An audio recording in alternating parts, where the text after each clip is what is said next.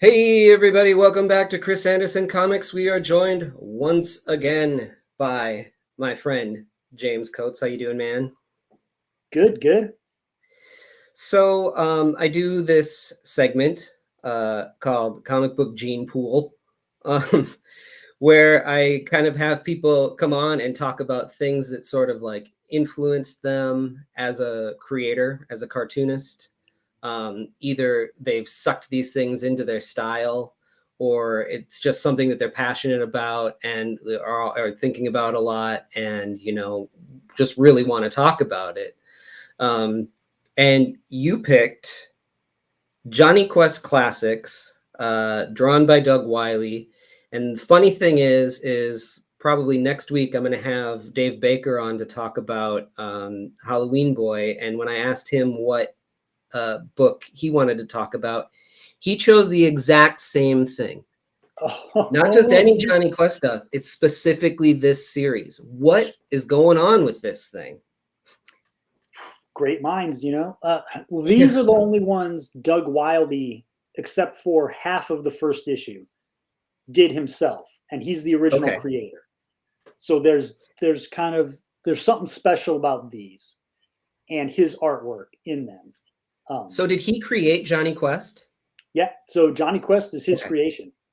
Okay. Um, See, I didn't realize that. I know nothing, next to nothing about Johnny Quest. I know the characters and stuff like that. I've yeah. seen the cartoon. Other than that, I know next to nothing about it. So this is your episode. You can Oh, tell me what's going on here. oh, yeah. So yeah, Doug Wiley created it. I think he was going to call it like the Adventures of like Chip Baloo or something like that originally. Like Uh-huh. it was. Uh, but yeah, so he got to choose, I guess, like his favorite 3 episodes, and Right. then do them in comic form, and that's kind of the impetus behind this series. And it's when you read these, like it's almost like it's like a singular cartoonist vision though, because it's all him, paint, Yeah. ink, lettering. So and he wrote the stories, Right. originally. So Yeah. it's 100% one cartoonist like going all in on these things. And he was pretty old when he did these. These are like later in life, and Yeah. like There's pictures of him in beautiful. here that you can tell that he's not a young pup. Yeah, yeah. So was he a cartoonist before like a comic cartoonist before he got into television and animation? Do you know? Yeah. So he was like he started out by doing like shadowing work on like with Milton Caniff, like on like Steve Canyon and stuff. Like Caniff was one of Okay. his big early influences, and then he did Yeah. a lot of like Western comics for Marvel, like pre-Marvel, like Outlaw Kid and Kid Colt and a lot of that sort of stuff. Sure. Um, and then he went to the animation industry, and then he kind of floated between both because he also did a bunch of like Sergeant Rock issues that are really great. He did Yeah, I the see you're best talking run about on that here. Tarzan ever. Like I don't care Okay. about people mention whoever else, Russ Heath and all these others. Wildy's run is better than all of them. I'm gonna say it Okay. right now. It's amazing. So get those Tarzan issues, and Okay. then you got to do some of this stuff. And then you told me I also need to go and check out Rio, which we could have also talked about. However, it was wildly expensive for me to track down a copy. Yeah, and the best thing is to get that graphic novel, uh, Yeah. which has in it the 2 stories that he was working on when he died in the back of the book. Oh, And they have them okay. scanned in. So, like, you'll have one page that'll have pencils, inks, and colors all on the same page while he was jumping around, painting, inking, and like all at once.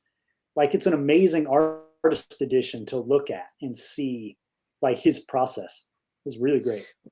Well, I'm definitely going to have to track it down. I will find a copy. I will grab one. Um, Yeah. so looking at the actual stories, so I read them all, and this Shadow of the Condor, I think, was by far my favorite of the three. Happens to be issue 1. And at the end of each issue, they kind of do a little bit of an interview with him. I didn't Mm. read it all, but he was kind of talking about how this issue in particular, you know, every story doesn't have to be a world is going to end story. This one is kind of about an old World War I German pilot who wants to go back out for one final hurrah, and take down. He's got a number of kills under his belt, and he wants to take out one more person because the crew lands their plane, their jet, really, on the island that he is sort of living on.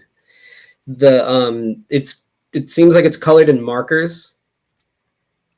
Yeah, I think I wonder how he would use like marker and paint, like whatever he kind of had like available. He'd just kind of mix them all like on the board. So it has it's got this really interesting look. Like it does. It's hard to figure out what's what sometimes. Yeah, I wonder how well these pages have held up, because those markers fade real fast. Yeah, there's a couple of them on Heritage, so you can look at like really high quality zooms, like scans of some of them. And I'm sure it's bleeding through the back of those boards and stuff. Oh, for sure. That happened instantly. Yeah. You can definitely see, and I don't know where the lineage is, but you can definitely see Toth in his style too, or you can see him in Toth's style, or they were coming up together and are of the same school. It talks about Noel Sickles and Milton Caniff. You said that he would kind of shadowed Caniff on Steve Canyon. Is it Steve Canyon? Is that what it was? I'm pretty sure it was Steve Canyon that he did. Yeah, him and Toth, like they were like contemporaries, because then they both went out there together, and then Wiley brought Toth on to Jonny Quest to help with, because the Hanna-Barbera guys couldn't draw realist things very well, so he brought Toth on for some of the episodes.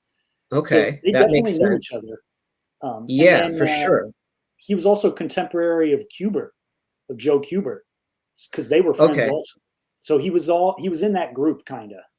So he must have started in New York, just like all those cartoonists back then, and then drifted to Hollywood to do the animation where there was more money. Yeah. Just like Toth, just like Kirby, Yeah, there's some fun stories where, like, I guess Wiley lived close to Kirby, so like they'd be at parties together and stuff like that, and then they'd always be like just giving each other just like a hard time, like joking with each other about the war, and like, I guess Wiley was kind of a really loud, in your face kind of guy and stuff. So yeah, this line work and the way that he frames things is just beautiful. Yeah, it's amazing. The thing I like about Wiley more than why I have him personally above like Toth on my pantheon of like creators is the weirdness of the line. Like you get it even in his Tarzan stuff. Like it's all sound, but every now and then there'll be a little bit of wonky or a little bit of just kind of awkward. And I think it makes it even better. And I don't know if that's because he was like a self-taught artist. So he didn't go to like art school. Like he just taught himself, and the way some people did back then and stuff, and even now. Sure. So I don't know if that's why there is a little bit of, I don't know. Yeah, and I can totally see that. Yeah, because Toth is definitely more precise than this guy is, but he still, maintains, the character design, and yeah. He's got his own thing kind of going. Yeah, nobody really looks like prime Doug Wiley. Like there isn't anything that really, like, I try to infuse a lot of his stuff into mine. Like his the stack of comics next to my drawing table is all Doug Wiley comics. Is that right? They stay there. So he's like, I don't know if I can get like the quality or there's, I don't know. There's just something about them that I look at them and they inspire me, and Yeah, he's got sort of the, Toth did that deadline kind of thing, and he's got some of that in there too, but it's definitely brushwork. Yeah. You could see some dry brush and things like that, or could be marker that he's using. But yeah, I mean, there's definitely just like a little bit of a weirdness to it, but it's a good weirdness, Yeah. Yeah.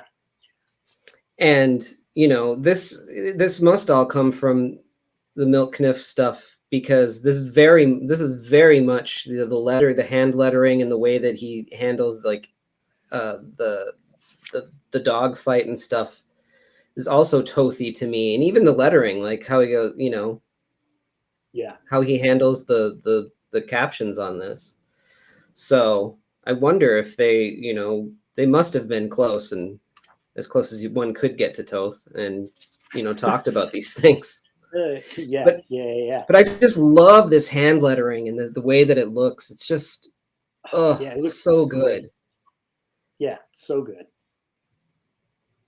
And it all fits really well with the art. Yeah. Like the way he lettered, like it all works really well together. And the marker coloring is odd, and it wouldn't work for most things, but I think it's perfect for this thing. Yeah. Which like I really want to try like some like marker coloring like this, but like I don't know. Like I've tried Yeah. some on like just little scratch papers and stuff, and I can't get it to work. So So here I he don't know. is. Yeah, Yeah. yeah, Yeah, I don't know what kind of markers you would use anymore. I mean, I guess you could use Copics, but they might be too good, you know? maybe that's what. Yeah, because that's what I have. So I think that's the problem. Trying to use Yeah, but Copics I'm and sure that those were just alcohol-based markers. I don't know. I've never really researched what they used back to do this stuff back then, but God, yeah, that's good. Oh, and these covers also are spreads. yeah, You can tell that he's getting in there with colored pencil and paint and all yeah. sorts of things. He doesn't use like the black ink line for the backgrounds, so they kind of fade away and stuff. Yeah. So this is great. In the opening of this, they're destroying this building, and with this sonic machine that he wants to scale up, and he wants to use it for demolition. Well, obviously, like just look at it; it's a Yeah, weapon, But I love how it's just this this lettering in red, and it's a bunch of O's, but it also could be sort of like a ray at yeah, the same time. yeah, Kind of brilliant. And so this issue is sort of like a introduction to Haji Haji, right? Look at this face of this guy yeah about to throw it. coming out of the Unbelievable. shadows, like Yeah. And you got this deadline work here, but then you've also got this brushwork in there too. yeah, Everything just sort of comes together perfectly. And instead of using speed lines, I love how he decided to just not do any color in this thing and in yeah. this area. Ugh.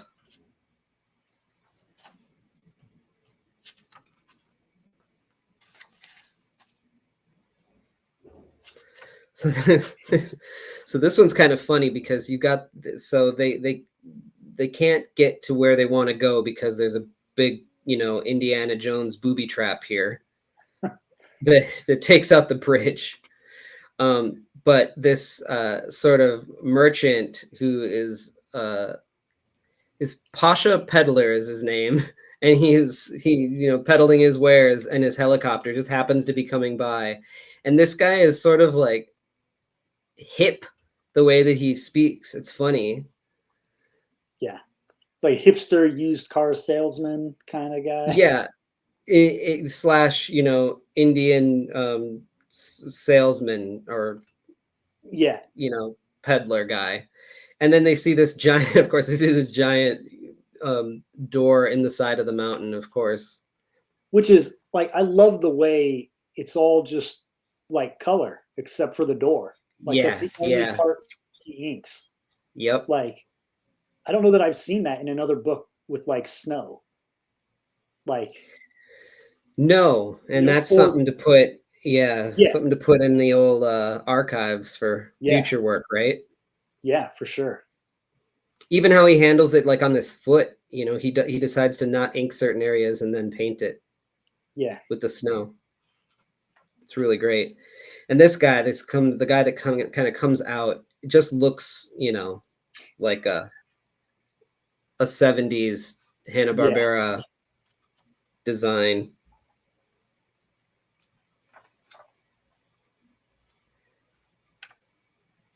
So what happens is Dr. Quest, right? He gets kind of taken into the place yeah. and they got to sneak what's his character's name again? Who race Bannon? Race. Yeah, they got to sneak Race in, and then he's got to get out. And then this is great. They come out and he's left him skis. With a price tag. Yeah. I owe you on Yeah. it. Yeah. You owe me. Yeah.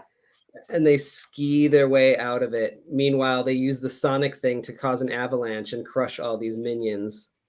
Yeah.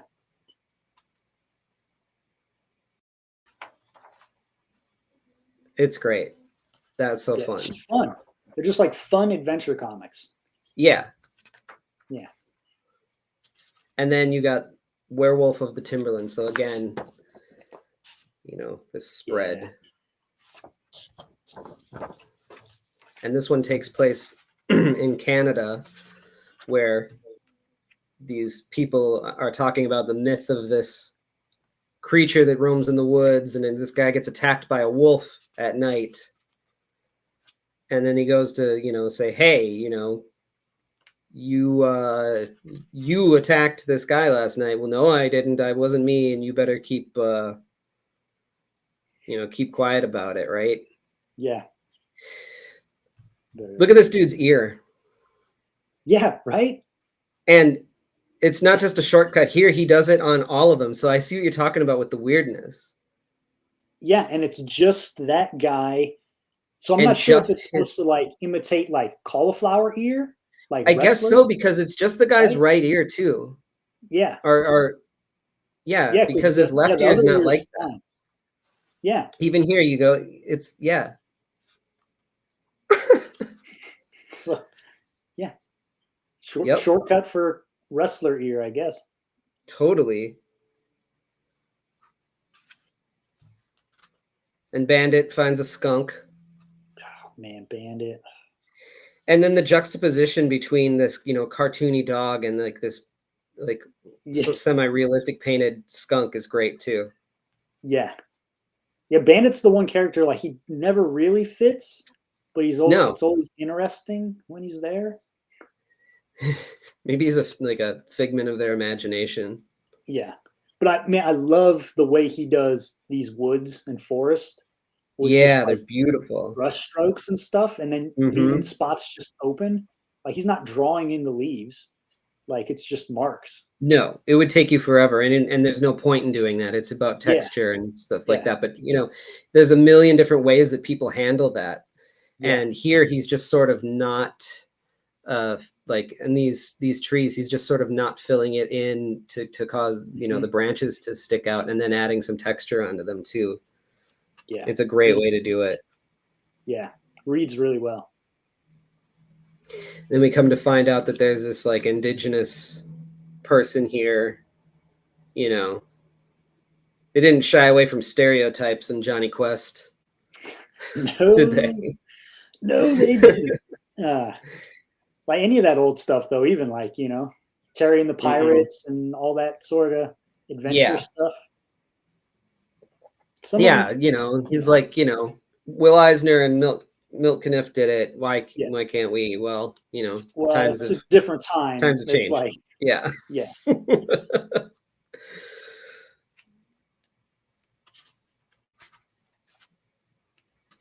So it turns out these guys are smuggling gold through logs, which is I thought was interesting, and they would mark the logs. They're smuggling them in from Canada to the United States and letting them go down river. Yeah. And this guy, you know, he's got a wolf kind of costume to scare people off. But that's not what we saw earlier. We saw the actual big wolf who chases him off.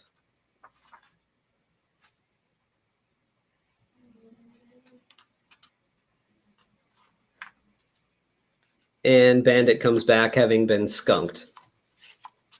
Yep. But yeah, these are just such cool issues, and just the coloring and everything is like slightly weird, but just fun adventure comics and told visually very well. Yeah. So I can see why you love these things, you know?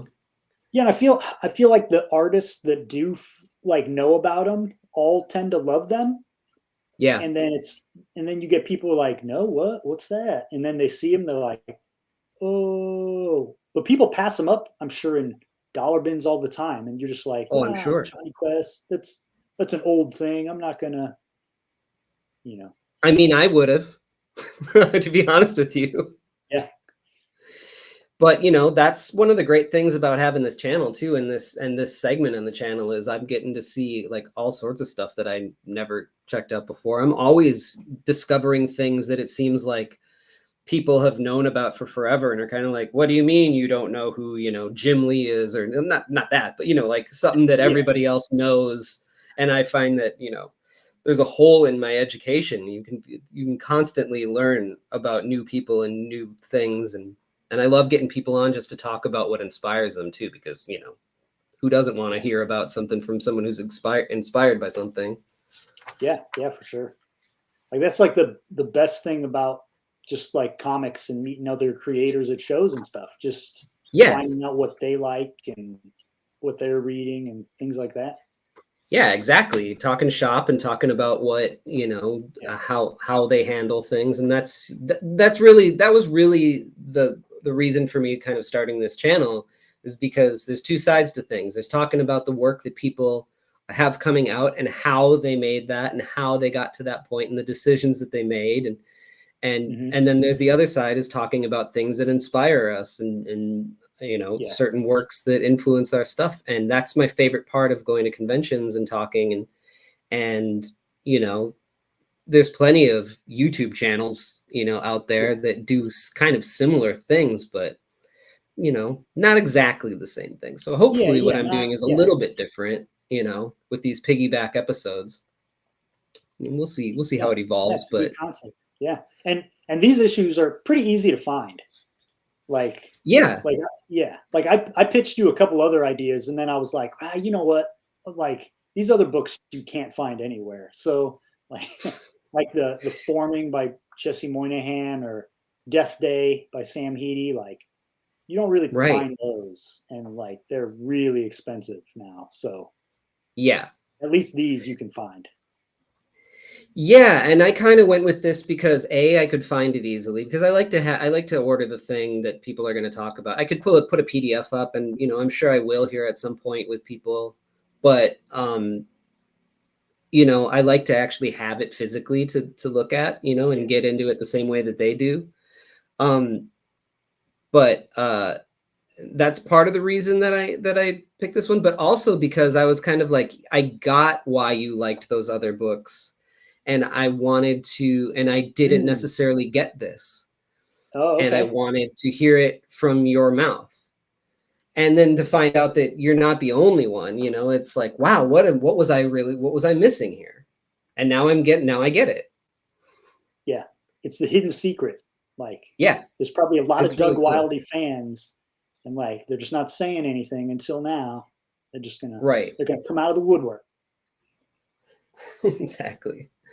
Well, thanks for coming on, man, and talking about all this stuff. Don't forget to go out and get James's Galaxy Gods right now at dinobeast.com. Is that right? Yep, dinobeast.com. And then you have a Patreon also. Yep. Patreon. Yep. And they can find you at Instagram JA Coates, right? Yep. You got it All right. all right. That's Cool. That's everything, pretty much. I'm gonna put all that stuff in the notes, so people should definitely go and check all this stuff out. So, well, thanks for coming on again, man, and thanks for sharing this. And I can't wait to see what else you got coming out in the future. Like I said, you're like one of the most exciting cartoonists that I've seen in a long time, and I just can't wait. I just always want more. So, so Well, quit your thanks. job, Yeah. get going Yeah. on the more stuff so that I can be appeased. All right. Yeah. I'll get right back. Keep working on it. But no, I appreciate all the support and stuff. So thanks for having Yeah, me man. on. It's good to finally talk, well, kind of face to face, not just Yeah, through like social media and whatever. absolutely. So, Absolutely. yeah. Well, I appreciate it, man. Yeah. Well, hopefully I'll have you back on and we'll talk about the other things that you're into and your whatever project you have coming next. We'll do it again. Yeah. Sounds good, man. It was fun. All right. Well, take care. All right. Thanks. Later. Thanks for watching, and don't forget to subscribe to my Patreon, where at the $3 level, I'll send you my sketchbook, The Sketch of the Masters, and at the $5 level, I'll send you the sketchbook, plus my mini stories, Not Man Nor Beast, but Moss, Stench of the Sea, and The Voyeur. At the $8 level, after a year, you'll get a commission. Don't forget to sign up for my newsletter in the show notes. Check out my store, where I have lots of original art. And you can also buy books like Lost Angels, a sci-fi YA adventure about a girl who has to solve a mystery in a crashed alien city. Spectral, a showcase of fear, is about a sinister puppet master who travels from town to town telling tales to children who may never sleep again. You can request a commission at any time just by contacting me. Here is a list of the upcoming conventions that I'll be at the time that this video was released. And don't forget to like, leave a comment, and subscribe to the video. Again, thanks for watching.